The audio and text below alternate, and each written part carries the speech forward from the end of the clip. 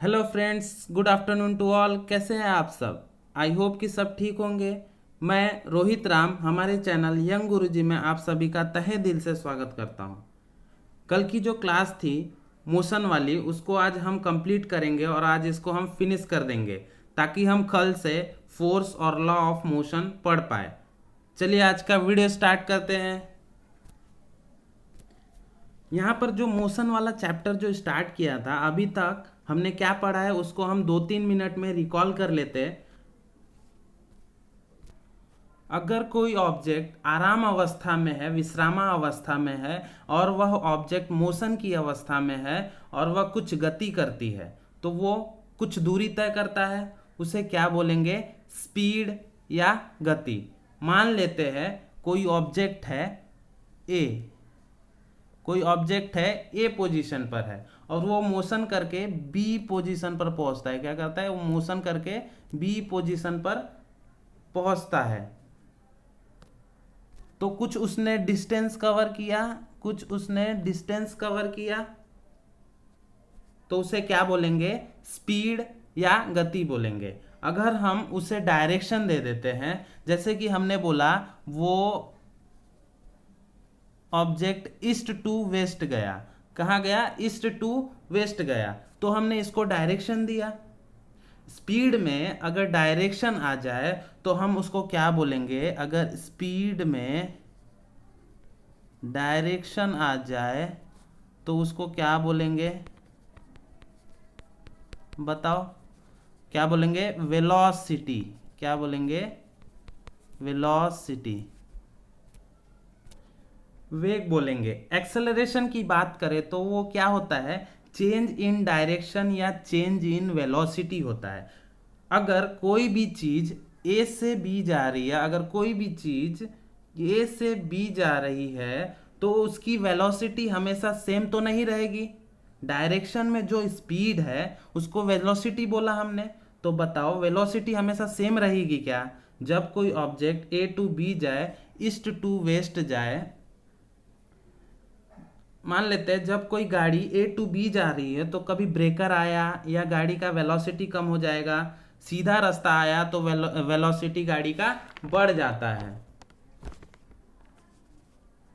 ऐसे ही लगातार कोई भी गाड़ी या कोई भी चलती हुई चीज ए पोजीशन से बी पोजीशन पर जा रही है तो उसमें कुछ बदलाव आ रहे हैं, उसके वेग में कुछ चेंज आ रहा है, तो क्या कहलाता है? चेंज इन वेलोसिटी, यानी कि वेग में बदलाव।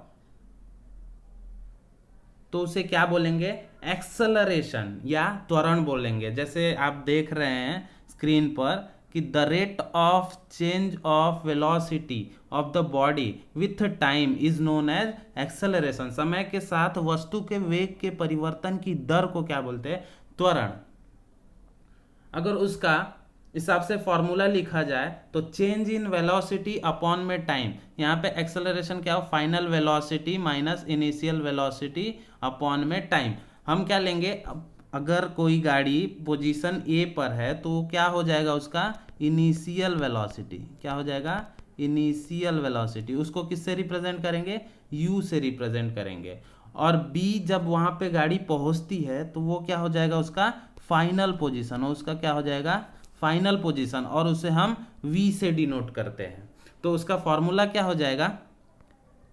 a is equals to v minus u upon t. Final velocity minus initial velocity upon में टाइम। अगर हम a टू b जाएंगे तो b पर क्या होगा? v फाइनल पोजीशन को v से डिनोट कर रहा है, रिप्रेजेंट कर रहा है, और इनिशियल को हम u से डिनोट कर रहे हैं। आपको एक्सेलरेशन बहुत अच्छी तरह से समझ में आ गया होगा। चलिए आगे देखते हैं। ये फॉर्मूला आपको देख रहा है किसका है? एक्सेलरेशन का। अब आप बताओ कि एक्सेलरेशन हमारी पॉजिटिव कब होगी और एक्सेलरेशन हमारी नेगेटिव कब होगी? तो हम जानते हैं जब फाइनल वेलोसिटी क्या है? हमारा v है, वो ग्रेटर देन बड़ा होगा इनिशियल वेलोसिटी से। जब फाइनल वेलोसिटी इनिशियल वेलोसिटी से बड़ा होगा तब हमारा एक्सेलरेशन क्या होगा, पॉजिटिव होगा। चलिए मानते हैं कि जब हमारी गाड़ी चली थी तब वह कितना किलोमीटर के स्पीड से चली थी, 20 किलोमीटर के स्पीड से चली थी। और जब गाड़ी पहुंची फाइनल पोजीशन पर तब वह कितने किलोमीटर स्पीड से चली थी, कितने किलोमीटर स्पीड तक पहुंची थी, तो वो 60 किलोमीटर स्पीड में थी। तो तो एक्सेलरेशन हम निकालेंगे तो क्या होगा, और एक घंटे में वो चली है, पूरा गाड़ी जो रास्ता तय किया है वो 1 घंटे में किया है, तो क्या निकलेगा एक्सेलरेशन, v क्या था हमारा 60, फाइनल पोजीशन पे क्या था 60 माइनस 20 करेंगे तो क्या आएगा 40 किलोमीटर पर आवर स्क्वायर के इक्वल है। तो ये वैल्यू 40 क्या आया, पॉजिटिव में आया, तो उसको क्या बोलेंगे, एक्सेलरेटेड। क्या बोलेंगे, एक्सेलरेटेड, त्वरणित। क्या बोलेंगे, एक्सेलरेटेड, त्वरणित बोलेंगे। जब पॉजिटिव एक्सेलरेशन होता है तो उसे क्या बोलते हैं, एक्सेलरेटेड और त्वरणित बोलते हैं। एक्सेलरेटेड आपको समझा होगा। अब देखते हैं एक्सेलरेशन की वैल्यू नेगेटिव कब आती है। एक्सेलरेशन की वैल्यू नेगेटिव कब आती है, जब v final position, final velocity smaller हो इनिशियल वेलोसिटी u से। मतलब क्या हुआ, जब फाइनल वेलोसिटी v है वो इनिशियल वेलोसिटी से कम हो। मान लेते हैं कि फाइनल वेलोसिटी 40 था, फाइनल वेलोसिटी कितना था, 40 था फाइनल वेलोसिटी। फाइनल वेलोसिटी किससे डिनोट करते हैं, v से। v कितना था 40 किलोमीटर। और इनिशियल कितना था, इनिशियल को किससे डिनोट करते हैं, v 60 था। इनिशियल 60 था और फाइनल 40 था, तो फॉर्मूला में लगाएंगे v minus you by T. v क्या है 40 किलोमीटर और इनिशियल u क्या है 60 किलोमीटर, तो कितना आ रहा है -20। एक्सेलरेशन का वैल्यू -20 आया। तो क्या हुआ, इसको हम रिटार्डेशन बोलेंगे। किसी एक्सेलरेशन का वैल्यू अगर नेगेटिव आता है तो उसे क्या बोलते हैं, रिटार्डेशन या मंदन। क्या बोलते हैं उसको,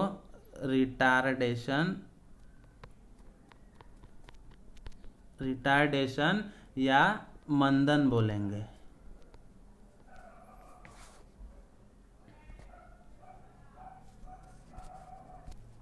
चलिए एक एग्जांपल देखते हैं। अगर गाड़ी सीधे रास्ते पर स्मूथली चल रही हो, अच्छे से सेम वेलोसिटी में जा रही हो, अचानक गाड़ी के सामने कोई आ जाए तो अचानक हम ब्रेक लगाते हैं तो वेलोसिटी अचानक कम हो जाती है, तब वहां पर एक्सेलरेशन का वैल्यू कम होता है तो वह नेगेटिव हो जाता है। उसी को हम क्या बोलते हैं, रिटार्डेशन या मंदन बोलेंगे। उसी को क्या बोलेंगे, रिटार्डेशन या मंदन बोलेंगे। समझ आ गया होगा ये सब टॉपिक। और अभी भी नहीं समझ में आया हो तो पहले कल की क्लास देखो, कल की जो क्लास हुई थी उसको देखो, तो ये क्लास अच्छे से समझ में आ जाएगा। आपको कल की क्लास आई बटन पर मिल जाएगा। एक्सेलरेशन और रिटार्डेशन समझ में आ गया होगा। एक्सेलरेशन तेज करना और रिटार्डेशन धीमा कर देना, मंदन कर देना होता है। अब इसके आगे थोड़ा बढ़ते हैं। अगर आप आगे बढ़ेंगे तो हम फिजिक्स पढ़ रहे हैं। फिजिक्स में कुछ ग्राफिकल रिप्रेजेंटेशन होती है। ग्राफिकल मतलब क्या, कि बहुत सारे वैल्यू को ग्राफ में एक जगह रिप्रेजेंट करना। मान लेते हैं x और y दो वैल्यू है और ये दोनों एक दूसरे के रिस्पेक्ट में है, मतलब विथ रिस्पेक्ट टू है। मान लेते हैं x क्या है, डिस्टेंस है और y क्या है, टाइम है।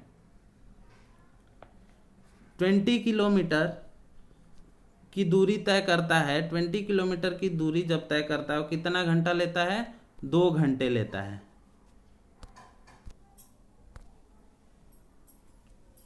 गाड़ी अगला 20 किलोमीटर, अगला 20 किलोमीटर वो भी अगले 2 घंटे में कवर करता है। फिर 20 किलोमीटर, फिर 20 किलोमीटर की दूरी अगले 2 घंटे में कवर करता है। ये जो वैल्यू है डिस्टेंस और टाइम का, इसको हम ग्राफ पे रिप्रेजेंट कर पाएंगे क्या? अगर मैं इसको ग्राफ पे रिप्रेजेंट करूँ तो इसको मैं टाइम ले लेता हूँ और इसको मैं डिस्टेंस ले लेता हूँ। इसको मैं क्या ले लेता हूँ? डिस्टेंस लेता हूँ। तो मैं इसको प्लॉट करूँगा, ये 20 हो जाएगा, ये 40 हो जाएगा, ये 60 हो जाएगा, और ये क्या हो जाता है?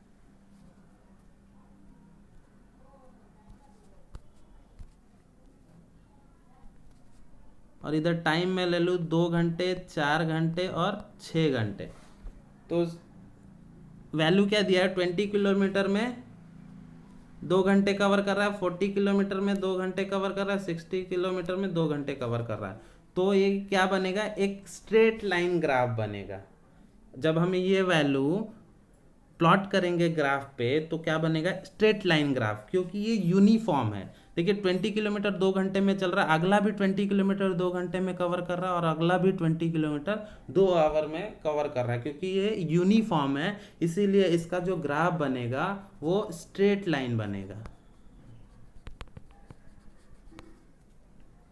समझा? कोई भी वैल्यू को ग्राफिकली प्लॉट करने को इसी प्रकार से हम प्लॉट करते हैं।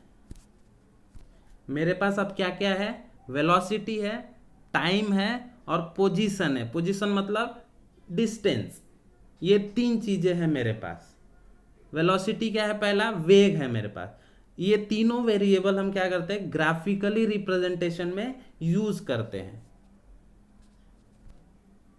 जब भी आप मोशन के ग्राफ को बनाओगे तब 3 ग्राफ निकल के आते हैं। तीनों ग्राफ में रिलेशन किसके बीच में बनते हैं उसको याद रखना जरूरी है। पहला क्या है? पहला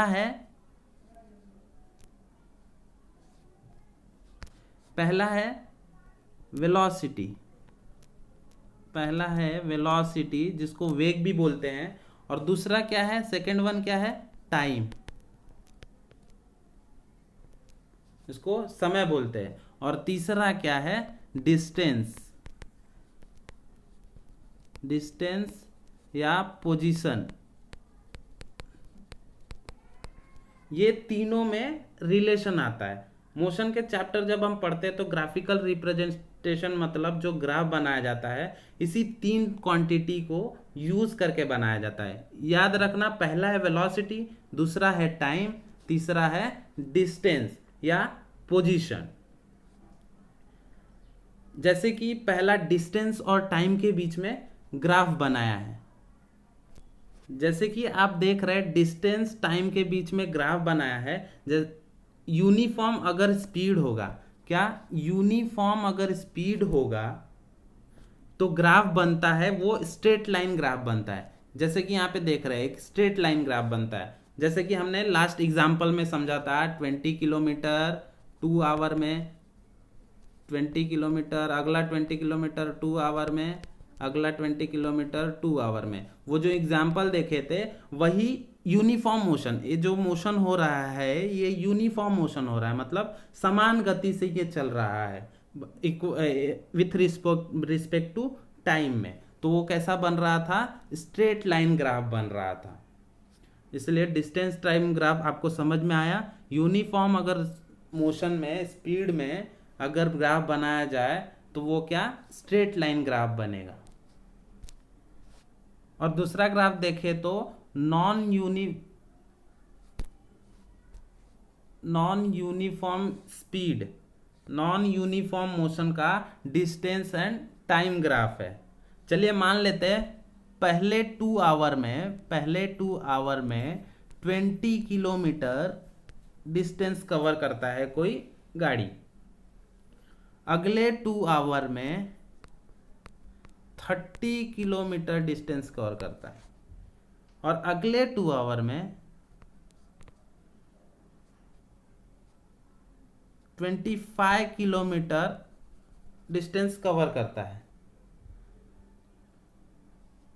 दूरी तय की हर घंटे में, जो दूरी उसने तय की तो वो अलग अलग है। देखो ये जो टाइम दिया है वो तो कांस्टेंट जा रहा है, 2 घंटे 2 घंटे 2 घंटे, लेकिन जो हमारा मोशन है, स्पीड है, वो क्या बार बार वैरी कर रहा है। पहले 20 किलोमीटर चला पहले 2 घंटे में, फिर दूसरे 2 घंटे में 30 किलोमीटर चला, फिर अगले 2 घंटे में 25 किलोमीटर चला। अभी ये क्या हुआ, नॉन यूनिफॉर्म हुआ, मतलब असमान गति। 20 30 25 ये नॉन यूनिफॉर्म में चल रहा है। और जो ग्राफ बनेगा वो स्ट्रेट लाइन न होकर वक्र बनेगा। कैसा ग्राफ बनेगा, ये देखिए यहाँ पे डायग्राम में दिख रहा है, वक्र बनेगा, टेढ़ा मेढ़ा बनेगा। तो उसको क्या बोलते हैं, कर्व, कर्व जैसा ग्राफ बनेगा। यहाँ पे देखिए, distance time graph for non uniform speed is obtain in the form of curve. यहाँ पे डायग्राम में भी देख रहे हैं कर्व जैसा बन रहा है। इस मोशन के ग्राफ में हम 3 क्वांटिटी का यूज कर रहे हैं। पहला वेलोसिटी, टाइम, और थर्ड है पोजीशन या डिस्टेंस। तो 3 ग्राफ को हम जब पढ़ेंगे उसके बाद हमें 3 इक्वेशन निकल कर आता है, हमारे सामने 3 इक्वेशन निकल के आता है। चलिए उस इक्वेशन के बारे में जानते हैं। ये 3 इक्वेशन निकल के आते हैं। पहला इक्वेशन क्या है, v is equals to u plus a t. वो कौन से ग्राफ से निकल के आया है, वेलोसिटी टाइम रिलेशनशिप वाला जो ग्राफ था उससे ये इक्वेशन निकल कर आया है, v is equals to u plus a t. और सेकेंड क्या है, s is equals to u t plus half a t square. और ये कौन से ग्राफ से निकल कर आया है, पोजीशन टाइम और रिलेशन, पोजीशन टाइम के बीच में जो रिलेशन वाला ग्राफ है उसमें से ये सेकेंड वाला इक्वेशन निकल कर आया है। और थर्ड वन क्या है, v square is equals to v u square plus 2as। वो कहां से निकल कर आया, पोजीशन वेलोसिटी रिलेशनशिप ग्राफ से। मैथ्स का फॉर्मूला जैसे याद रखते हैं वैसे ही आपको इसे भी याद करना है। और एग्जाम पॉइंट ऑफ व्यू ये इक्वेशन, तीनों इक्वेशन बहुत ही ज़्यादा इंपॉर्टेंट है। इसमें क्या है, v को हम क्या माने, इसमें 5 क्वांटिटी यूज हुआ है। उसमें पहला क्या है, v को क्या बोलेंगे, फाइनल वेलोसिटी। u क्या है, इनिशियल वेलोसिटी, जैसे हमने एक्सेलरेशन में देखा था। t क्या है, टाइम। और a क्या है, एक्सेलरेशन। और s से क्या बताएंगे, डिस्प्लेसमेंट, जिसमें डायरेक्शन होता है। इक्वेशन आपको समझ में आया, 3 इक्वेशन क्या क्या है, v is equals to u plus a t, s is equals to u t plus half a t square, और third one is v square is equals to u square plus 2as। I hope कि आपको ये equation समझ में आया होगा और ये बहुत ही इंपॉर्टेंट है, इसीलिए आप लोग इसे याद कर लीजिएगा। और ये पहली इक्वेशन कहाँ से आई, चलिए इसके बारे में भी थोड़ा जान लेते हैं। अगर हम एक्सेलरेशन का फॉर्मूला लिखे तो वो क्या होता है, acceleration is equals to v minus u upon t, final velocity minus initial velocity upon time. ये फॉर्मूला तो आप जानते हैं एक्सेलरेशन का, तो इसको हम क्या ले रहे हैं, फर्स्ट इक्वेशन। क्या ले रहे हैं, फर्स्ट इक्वेशन। और इसका यूनिट क्या होता है, मीटर पर सेकेंड स्क्वायर। उसको एक तरीके से और लिखते हैं, मीटर सेकेंड माइनस 2। ये तो आपको पता ही होगा। अगर इसको हम क्रॉस मल्टीप्लाई करें, इसको अगर हम क्रॉस मल्टीप्लाई करें तो क्या आता है, देखते हैं, 80 equal to v minus u. ये इक्वेशन आया, इक्वेशन आया। देखिए क्रॉस मल्टीप्लीकेशन करें, t इस साइड चला जाएगा, 80 is equals to v minus u, जैसे कि आप मैथ्स में करते हैं। अब यहां से हम v का वैल्यू निकाल लेंगे, v is equals to u plus a T.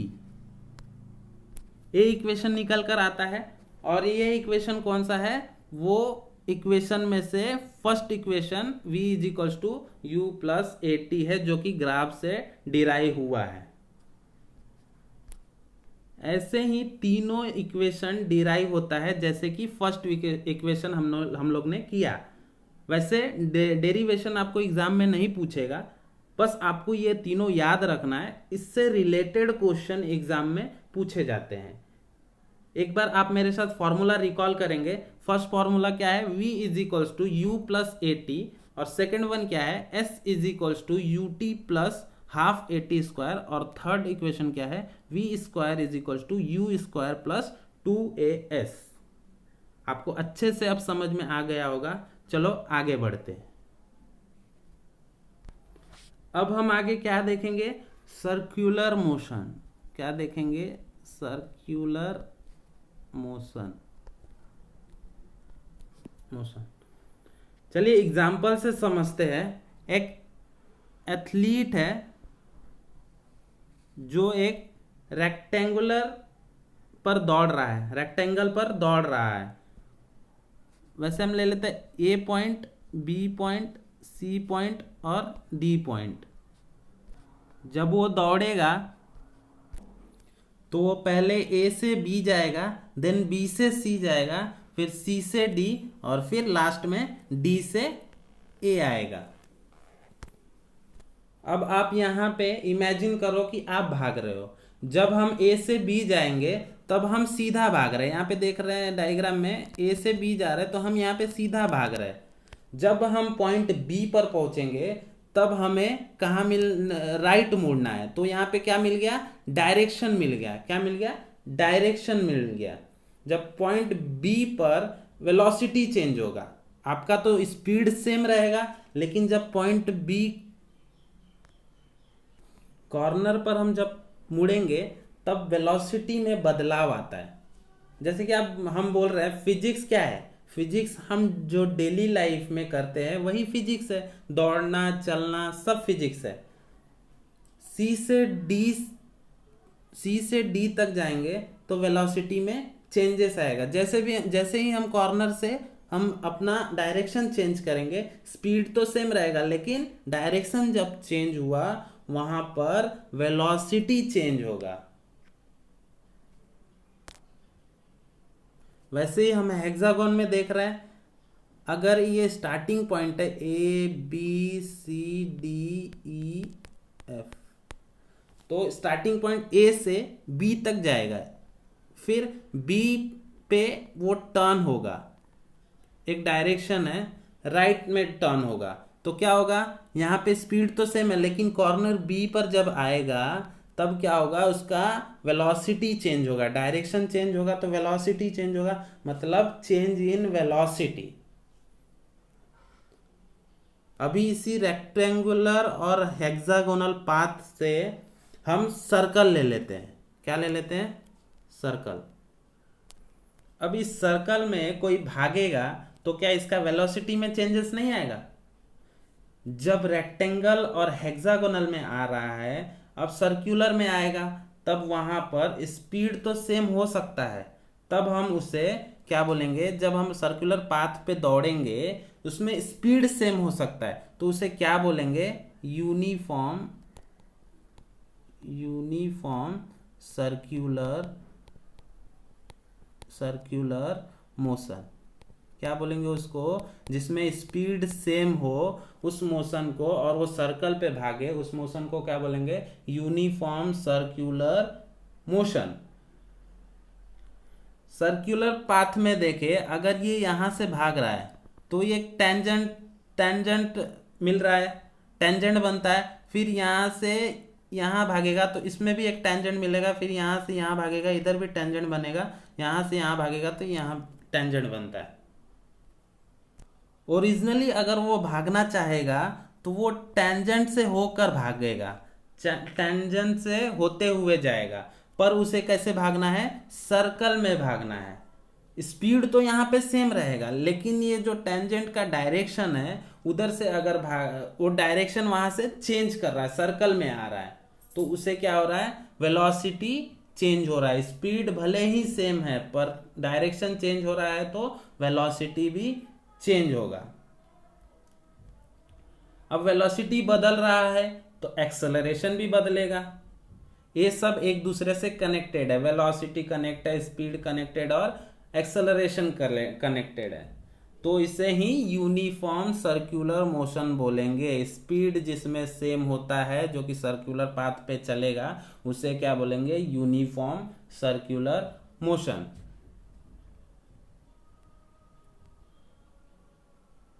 चलिए आगे एग्जाम्पल से समझते हैं। आपने नोटिस किया होगा खेत में, आप लोग देखे होंगे कि जो किसान होता है उसका फसल कोई पक्षी खाए ना खराब करे, उसके लिए एक धागे में पत्थर बांध बांध के घुमाता रहता है, पत्थर बांध के घुमाता रहता है सर्कल में। और वो जब घूमता है तो सर्कुलर पाथ में ही घूमता है। जैसे देखो हाथ से ऊपर घुमाता है तो वो क्या पत्थर क्या है, एक सर्कुलर पाथ में ही घूमता रहता है, वो पाथ नहीं बदलता। इसमें जो बल लग रहा है, वो सेंटर पे जो बल लग रहा है उसे क्या बोल रहे हैं, सेंट्रीपिटल फोर्स। सेंट्रीपिटल फोर्स क्या बोलेंगे, सेंट्रीपिटल फोर्स। उसका जो सेंटर है, किसान का जो हाथ है उसको हम सेंटर मानेंगे, और उसके बाहर जो घूम रहा है गोल गोल पत्थर जो घूम रहा है वो क्या कर रहा है, सर्कुलर पाथ फॉलो कर रहा है। उसके सेंटर की ओर इनवर्ड फोर्स लग रहा है, मतलब पत्थर क्या कर रहा है, सेंटर पे इनवर्ड फोर्स लगा रहा है, इसीलिए इसे सेंट्रीपिटल फोर्स बोलते हैं, या अभिकेंद्रक बल। क्या बोलते हैं, अभिकेंद्रक बल। जब किसान पत्थर बांध कर घुमाता है तो स्पीड तो सेम रहता है, पर उसका वेलोसिटी क्या होता है, चेंज होता रहता है। वेलोसिटी जहां चेंज हो रहा है वहां पे एक्सेलरेशन चेंज होगा, ये आपको पता ही है। तो सर्कल का जो स्पीड है, वेलोसिटी है, हम इसको v से डिनोट करेंगे, और हम क्या लेंगे, 2πr/t। सर्कल का स्पीड क्या लेंगे, 2πr/t। 2πr क्या है, सर्कल का सरकमफरेंस है, क्या है, सर्कल का परिमिति है, परिमिति है। तो सर्कल का एक्सेलरेशन स्पीड निकालने के लिए क्या फॉर्मूला है, 2πr/t। जैसे कि चंद्रमा पृथ्वी के आसपास घूम रही है, जैसे कि पृथ्वी सूर्य के आसपास घूम रहा है, सब किसके एग्जाम्पल है, सेंट्रीपिटल फोर्स के एग्जाम्पल है, या ये सब यूनिफॉर्म सर्कुलर मोशन के एग्जाम्पल है। क्योंकि एक सेम टाइम, मतलब एक पर्टिकुलर टाइम पीरियड में वो एक सर्कुलर पाथ फॉलो कर रहा है, और वो किससे बंधा हुआ है, सेंट्रीपिटल फोर्स से, इनवर्ड फोर्स से बंधा हुआ है, इसीलिए उसको सेंट्रीपिटल फोर्स बोलेंगे। और ये एक टाइम पीरियड है, पर्टिकुलर टाइम पीरियड पे वो मोशन कर रहा है, सर्कुलर मोशन कर रहा है, इसीलिए उसको यूनिफॉर्म सर्कुलर मोशन बोलेंगे। आज के लिए बस इतना ही करते, आगे हम न्यूमेरिकल करेंगे। अगर आप थियरी अच्छे से समझेंगे तो न्यूमेरिकल अच्छे से समझ पाएंगे, तो टेंशन मत लेना, न्यूमेरिकल का अगले क्लास में अच्छे से करेंगे। आई होप कि आपको इस वीडियो में जितना समझाया वो समझ में आया होगा। आपको ये वीडियो अच्छी लगी हो तो लाइक करें, कमेंट करें, शेयर करें और चैनल को सब्सक्राइब करें। ऐसे ही और वीडियो को पाने के लिए बेल आइकन पर क्लिक करें। Thank you for watching, thank you so much, bye bye.